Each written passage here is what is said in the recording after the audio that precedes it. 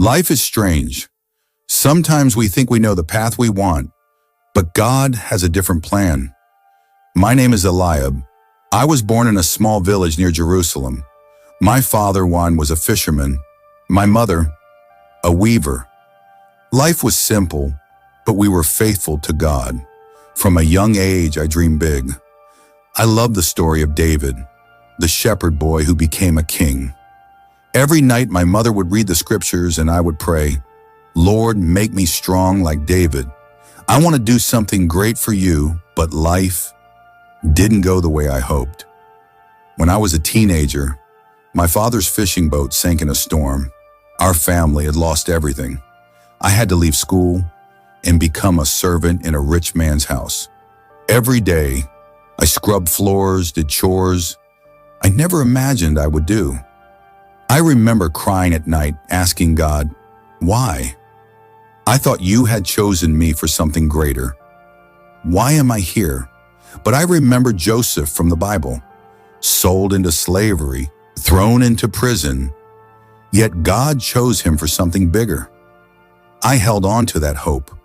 One day, my master gave me money to buy supplies. On the way, temptation whispered, "Take some for yourself." Nobody will know I hesitated, thinking of my struggling family. But then I remembered my mother's words, "The Lord sees everything." Better to be poor and honest than rich and guilty. I returned every coin.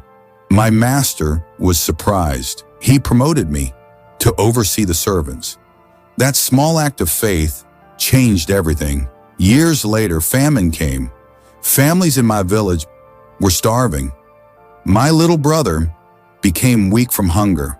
I prayed all night, tears running down my face.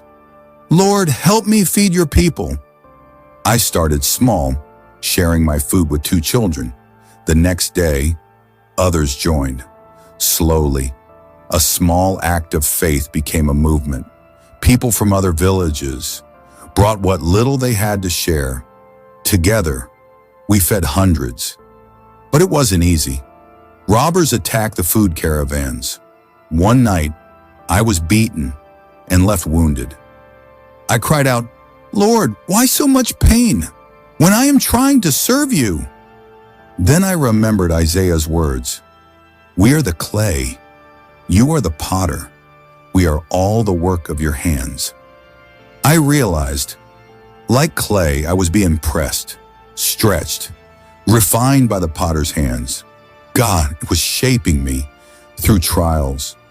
Years passed, the famine ended. What started as a small act of faith grew into a community storehouse. Hundreds of people were fed, lives were saved, and I understood it was never my strength. God had a plan far greater than mine. I had wanted greatness for myself, but God wanted service. His plan is always higher than ours. Now in my old age, I tell this story to my grandchildren. I asked God to make me a king, like David. Instead, he made me a servant, like Joseph. I thought I was forgotten, but God was shaping me all along. Every hardship, every tear was part of his design. I remind them, and I remind myself, of Proverbs. Trust in the Lord with all your heart, and lean not on your own understanding. I also remember Romans. And we know that in all things, God works for the good of those who love him, who have been called according to his purpose. So if you feel lost, broken, or abandoned, remember this: God has not forgotten you. He is shaping you for something far greater than you can imagine.